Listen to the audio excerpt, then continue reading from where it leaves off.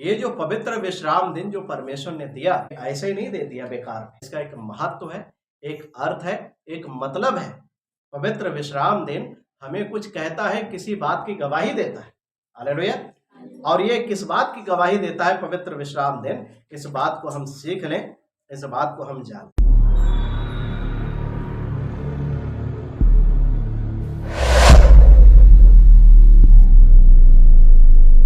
निर्गमन 20 अध्याय 8वें पद में जो चौथी आज्ञा दिया है कि तू मेरे पवित्र विश्राम दिन को क्या करना?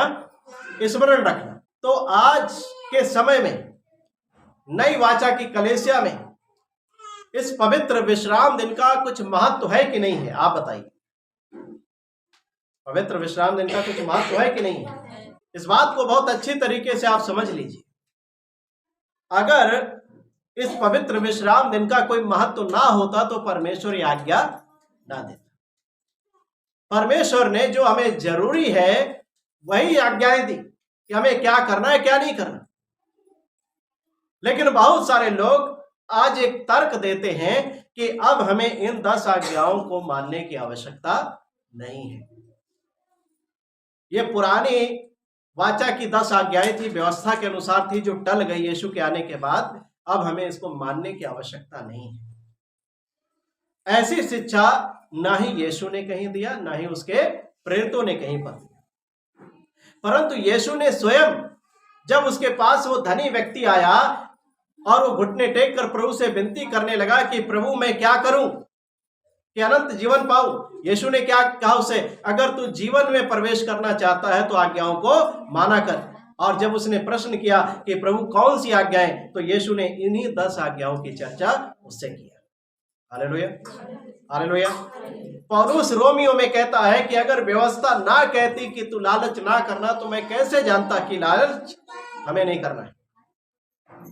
इफिसियों की पत्री में वो लिखता है कि तू अपने माता और पिता का आदर कर। बच्चों को एक आज्ञा दे रहा है कि तू अपने माता पिता का आदर कर। ये कहां पर आज्ञा दी गई है? 5वीं आज्ञा इसी में दी गई है कि तू अपने माता और पिता का आदर कर। हालेलुया। जो बच्चे माता पिता का आदर नहीं करते वो सुन ले, परमेश्वर की आज्ञा क्या है कि हमें अपने माता पिता का आदर करना है। Hallelujah, hallelujah. तो ये 10 आज्ञाएं टल नहीं गई, खत्म नहीं हो गई। हमें इनको मानना चाहिए, क्योंकि ये 10 आज्ञाएं जो हमें बताती हैं, अगर ये ना बताती कि परमेश्वर को छोड़ हमें किसी की उपासना और किसी की नहीं करना है, अगर ये आज्ञा नहीं बताती कि तू परमेश्वर को छोड़ माफ करिएगा तो अपने लिए कोई मूर्ति खोद कर ना बनाना, मतलब मूर्ति पूजा ना करना, तो कैसे पता लगता? पता लगता हमें। अगर ये आज्ञा हमें ना बताती 10 आज्ञाओं में तीसरी आज्ञा कि परमेश्वर का नाम हमें व्यर्थ नहीं लेना चाहिए, तो कैसे हमें पता लगता? अगर इसमें ये आज्ञाएं ना दी जाती कि तू अपने माता पिता का आदर करना, तो कैसे पता लगता आदर करना है? परमेश्वर ने आज्ञा दिया तू खून ना करना, व्यभिचार ना करना, चोरी ना करना, किसी के विरुद्ध कोई झूठी साक्षी ना देना, तो किसी वस्तु का कोई लालच ना करना। तो अगर ये सारी आज्ञाएं हमारे पास ना आती तो हमें कैसे पता लगता है कि ये सारे काम हमें नहीं करना है, हमें क्या करना है, क्या नहीं करना है? Hallelujah, hallelujah.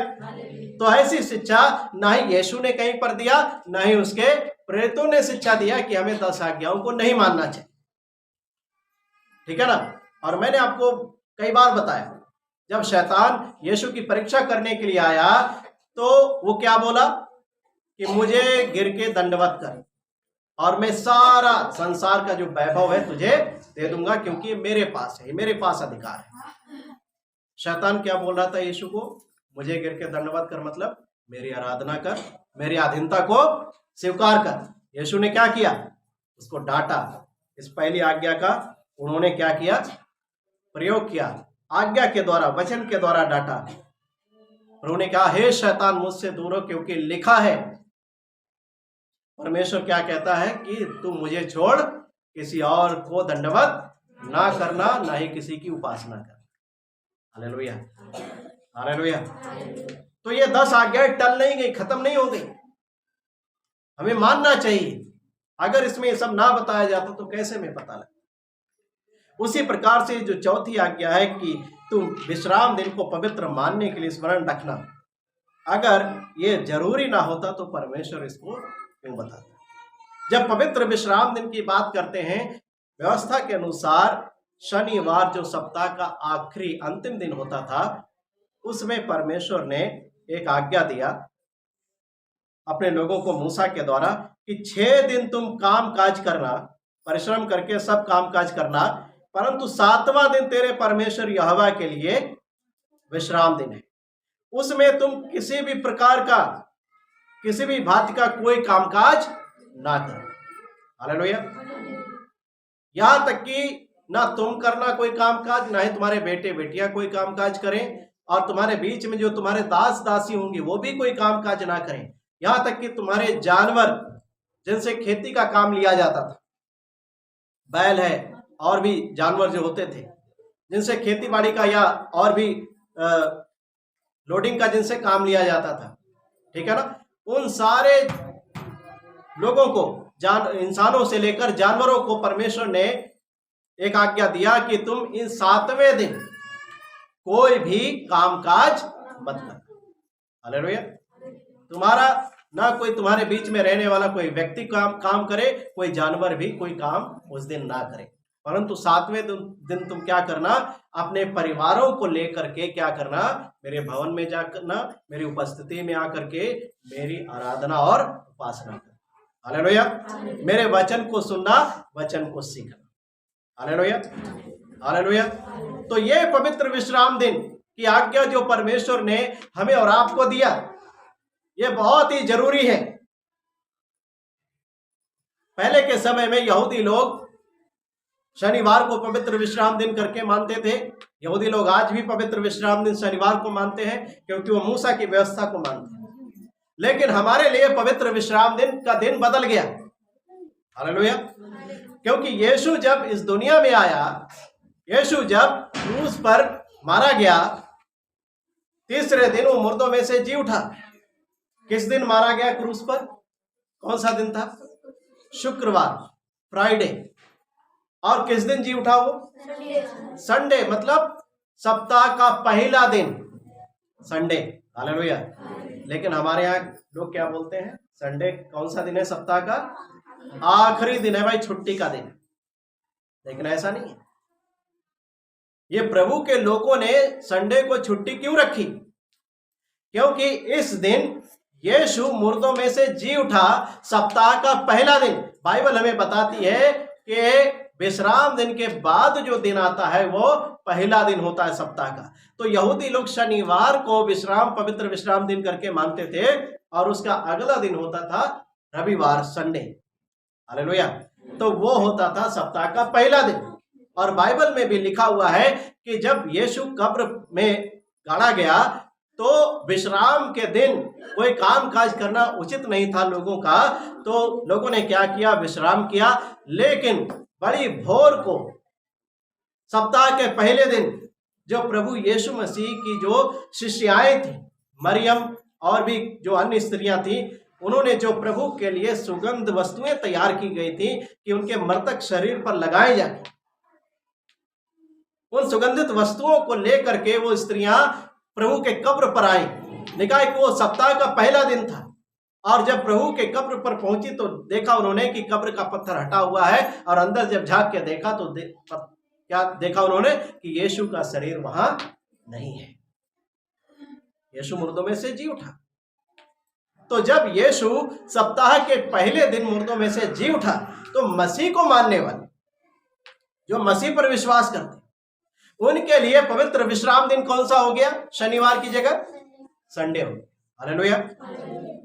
सप्ताह के अंतिम दिन के बजाय जिस दिन यीशु मुर्दों में से जी उठा, उस दिन प्रभु के मानने वालों, उन पर उनके यीशु के विश्वास करने वाले लोगों के लिए सप्ताह का पहला दिन पवित्र विश्राम दिन हो गया। Hallelujah, hallelujah. और हमें ये मानना चाहिए, इसको हमें अपने सब काम काज को बंद करके अपने परिवारों के साथ हमें प्रभु की संगति में आना जरूरी है, उसकी उपस्थिति में आना जरूरी है, उसके चरणों में बैठ करके उसके वचन को सुनना जरूरी है, उसके आराधना करना जरूरी है, और उसके वचनों के द्वारा हम सीखते हैं, सुनते हैं, परमेश्वर की इच्छा को जानते हैं कि परमेश्वर हमसे क्या चाहता है। हालेलुया। हालेलुया। परमेश्वर ने 6 दिन हमको कामकाज करने के लिए कितने दिन दिया? 6 दिन दिया। अपने लिए कितना रखा? 1 रखा। सप्ताह में कितने दिन होते हैं? 7 दिन होते हैं। 6 दिन किसको दिया कामकाज करने के लिए? है? जोर से बोले, किसको दिया? हम सबको दिया। तो ज्यादा किसके पास है, हमारे पास या परमेश्वर के पास? ज्यादा हमको दिया परमेश्वर। अपनी महिमा आराधना के लिए 1 दिन उसने रखा कि आप आकर के उसकी उपस्थिति में अपने परिवारों के साथ उसकी संगति में शामिल हो। हालेलुया। लेकिन हम लोग क्या करते? हम लोग प्रभु के दिन को भी चुराने से पीछे नहीं हटते। हम अगर एक इतवार को आए, एक इतवार को गए, अगली बार जब आए तो पादरी साहब पूछे, सिस्टर आप क्यों नहीं आई, ब्रदर आप क्यों नहीं आए? अरे मेरे पास बहुत काम था उस दिन। क्या बताए, उस दिन मेहमान आ गए थे, खाना बनाना पड़ गया, बर्तन वगैरह सब गंदे पड़े थे, पूरा घर गंदा हो गया था, इसलिए काम बहुत ज्यादा था, इसलिए संडे को नहीं आ पाए। या मेरे दोस्त के यहाँ शादी थी, वहां चले गए, नाते रिश्तेदारी में शादी थी, वहां चले गए। या खेती का काम बहुत ज्यादा था,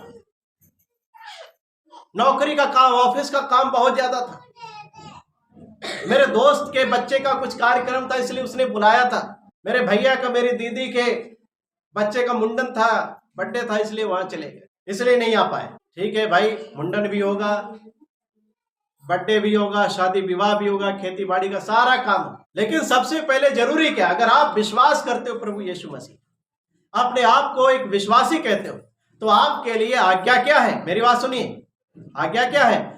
6 दिन तुम काम काज करना, परंतु 7वें दिन परमेश्वर के भवन में आकर के उपस्थित होना, उसकी आराधना करना। हालेलुया।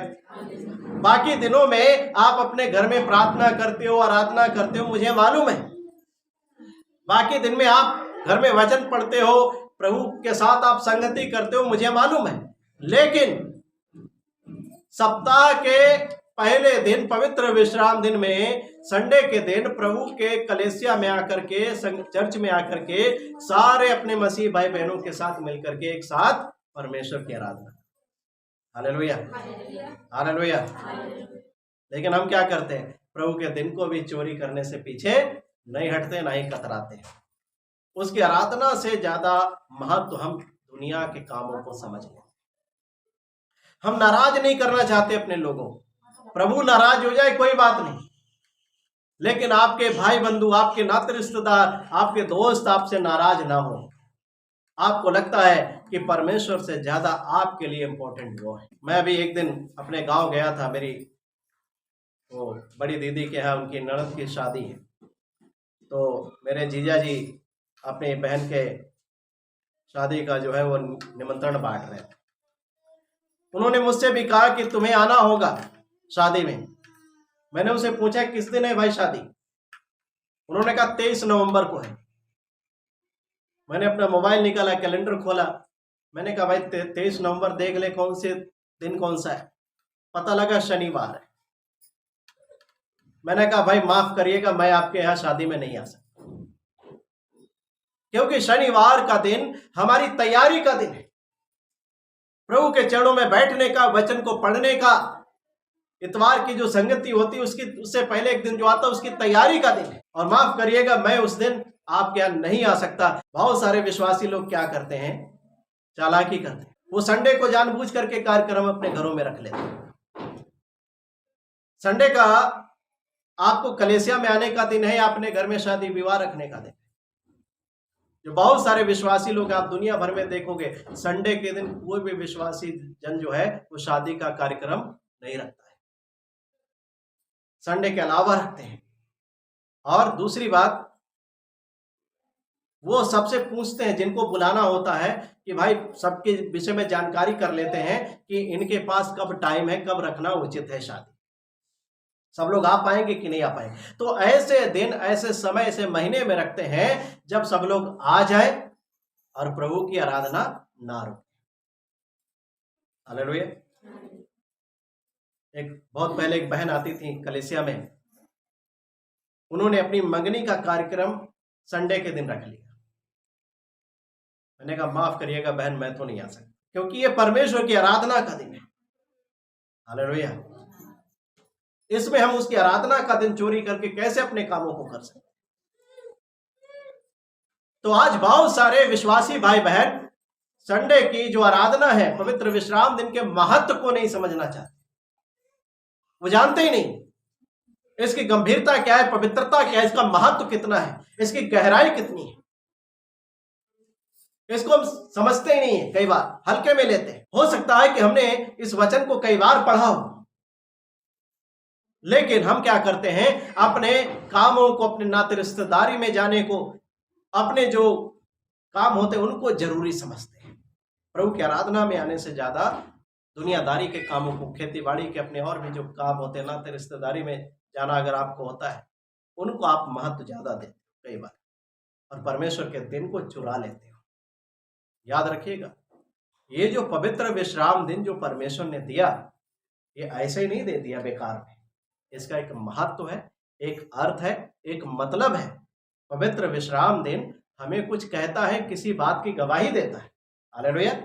और ये किस बात की गवाही देता है पवित्र विश्राम दिन? इस बात को हम सीख लें, इस बात को हम जान लें।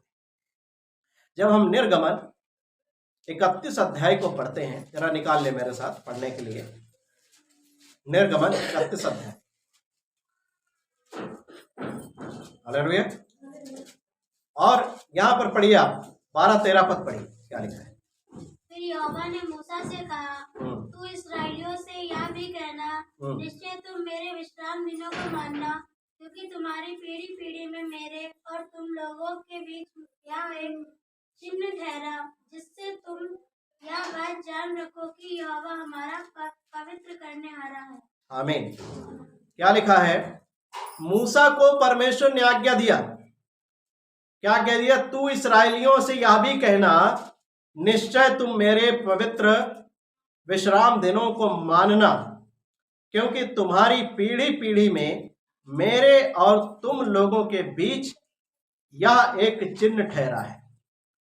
मतलब पवित्र विश्राम दिन को मानने की जो आज्ञा मूसा को परमेश्वर ने दी कि तुम मेरे लोगों को जाकर के बताओ कि तुम इसको मानने के लिए स्मरण रखना, क्योंकि यह पवित्र विश्राम दिन तुम्हारे और मेरे बीच में किसी बात का चिन्ह ठहरा है। हालेलुया। यह पवित्र विश्राम दिन किस बात का चिन्ह है? इसके अंतिम लाइन को जब हम पढ़ते हैं, यहां पर क्या लिखा है? जिससे तुम यह जान रखो कि यहोवा हमारा पवित्र करने वाला है। Hallelujah, hallelujah. पवित्र विश्राम दिन, परमेश्वर की आराधना का दिन, जो सप्ताह का पहला दिन है, यह इस बात का हमारे और परमेश्वर के बीच में चिन्ह है कि परमेश्वर ने हमें क्या किया? पवित्र किया है। जोर से बोलिए हालेलुया, हालेलुया। यह पवित्र विश्राम दिन किस बात का चिन्ह है? कि परमेश्वर हमारा पवित्र करने वाला है। और उस परमेश्वर ने हमारे और आपके जो पाप थे, जिनके कारण हम अशुद्धता में पड़े हुए थे, इन पापों से हमें कैसे शुद्ध किया, कैसे पवित्र किया? भेड़ और बकरी के लहू से नहीं, परंतु अपने इकलौते बेटे को भेज करके इस संसार में यीशु ने जो हमारे लिए लहू बहाया, यीशु के लहू के द्वारा हम पवित्र किए गए, साफ किए गए। Hallelujah, hallelujah. यीशु शुक्रवार के दिन मरा और मुर्दों में से तीसरे दिन इतवार को जी उठा। आज का दिन इस बात की गवाही देता है, इस बात का चिन्ह है कि यीशु परमेश्वर पिता हमारे पापों से शुद्ध करने वाला है। हालेलुया। ये इस बात का चिन्ह है, इसको आप बिल्कुल हल्के में मत लीजिएगा। रविवार का दिन, इतवार का दिन इस बात का चिन्ह है कि परमेश्वर हमारा पवित्र करने वाला परमेश्वर। हालेलुया। ये एक चिन्ह है हमारे और परमेश्वर के बीच में। ये बात हमें याद रखनी चाहिए कि परमेश्वर ने अपने पवित्र विश्राम दिन को मानने की आज्ञा क्यों दिया? क्योंकि एक चिन्ह है कि परमेश्वर ने हमें पवित्र किया है। Hallelujah, hallelujah. और जो लोग, जो भाई बहन हर इतवार को आकर के प्रभु के चरणों में उपस्थित होते हैं, वो इस बात की गवाही देते हैं कि परमेश्वर ने उन्हें उनके पापों से शुद्ध किया है। हालेलुया। वो इस बात की गवाही देते हैं कि परमेश्वर ने उन्हें पवित्र किया है, उनके पापों अपराधों को यीशु ने अपने लहू से धो दिया है, उन्हें अपनी संतान होने के लिए खरीद लिया है। वो इस बात की गवाही देते हैं। और जो परमेश्वर के दिनों को चुराते हैं, जानबूझ करके संगति में नहीं आते, वो इस बात की गवाही देते हैं कि आज भी उनके अपराध नहीं धुले गए।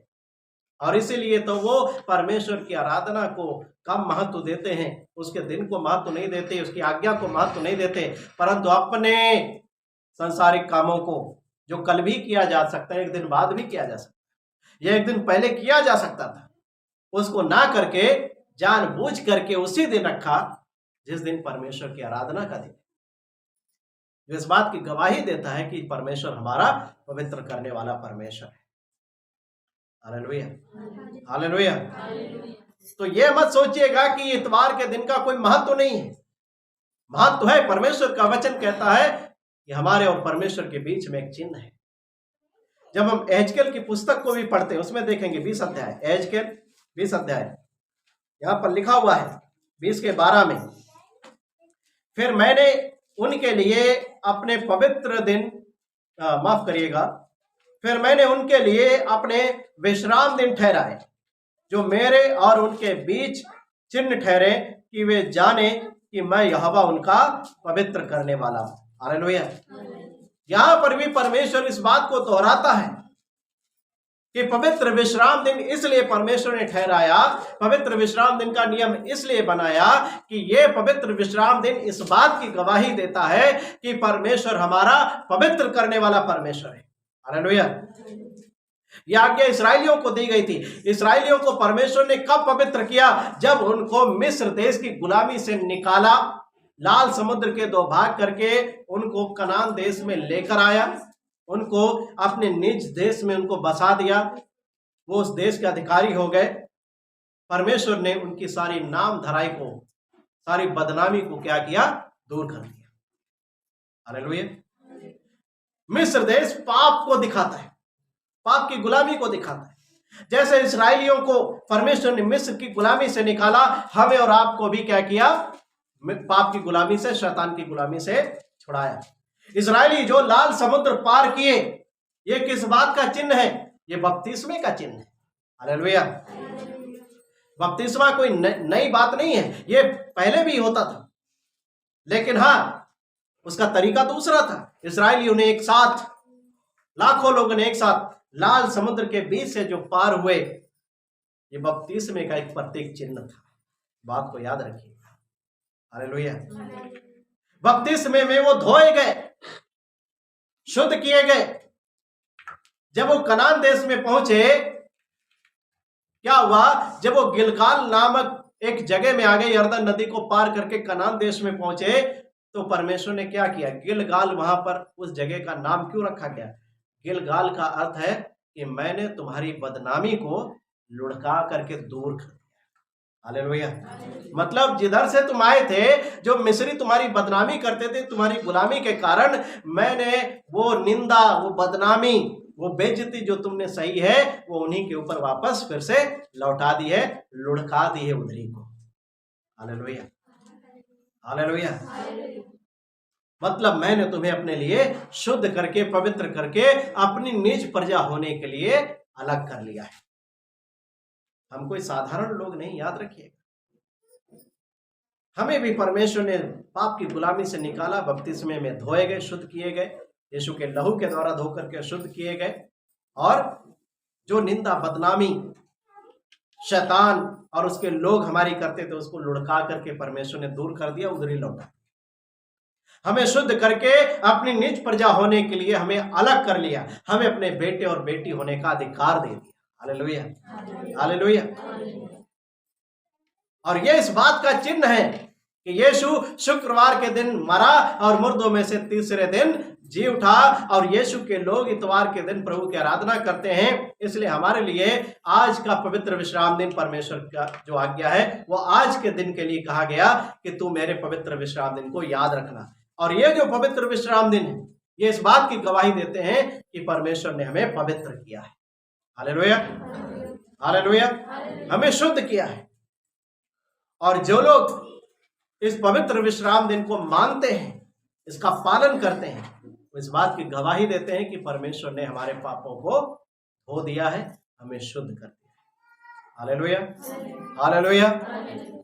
इस बात को याद रखिए, हल्के में मत लीजिएगा कि आज तो इतवार का ही दिन है, अन्य दिनों के समान ये भी एक दिन है, लेकिन इसका एक महत्व है जो परमेश्वर ने हमें अपने वचन में बताया है। Hallelujah, hallelujah. इसलिए 6 दिन तुम्हें जो कुछ भी करना है, तुम्हें अपने खेती का काम करना है करो, ऑफिस जाना है जाओ, आपको बिजनेस करना है करो। हालेलुया। आपको नाते रिश्तेदारी में जाना है जाओ, आपको अपने परिवार में यदि कोई कार्यक्रम रखना है, इन 6 दिनों में जो कुछ करना है रखो। हालेलुया। लेकिन 7वां दिन जो सप्ताह का पहला दिन है इतवार, उसमें तुम कोई भी कामकाज मत करना। अपने परिवारों के साथ प्रभु की संगति में आकर के इकट्ठे होना, उसकी आराधना करना, उसके वचन को सुनना और इस बात को जानना कि परमेश्वर आज हमसे क्या कहना चाहता है, मुझे सप्ताह भर क्या करना है, परमेश्वर अपने वचन के द्वारा बताता है। Hallelujah, hallelujah.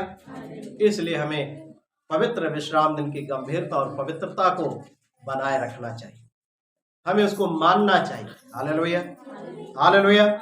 अगर हम ऐसा नहीं करते हैं तो याद रखिएगा, हम इस बात की गवाही देते हैं कि अभी तक हमारे पाप धुले नहीं गए, हम शुद्ध नहीं किए गए। इसलिए अब जब मन करता है आपका तब आते हो, और जब मन नहीं करता है तब आप अपने कामों में लग जाते हो। लेकिन ऐसा मत करिए। अगर आप एक विश्वासी हो तो 6 दिन आप खूब कामकाज करिए, लेकिन 7वें दिन प्रभु की संगति में आपको आना है। Hallelujah, hallelujah. समझ गए इस बात को?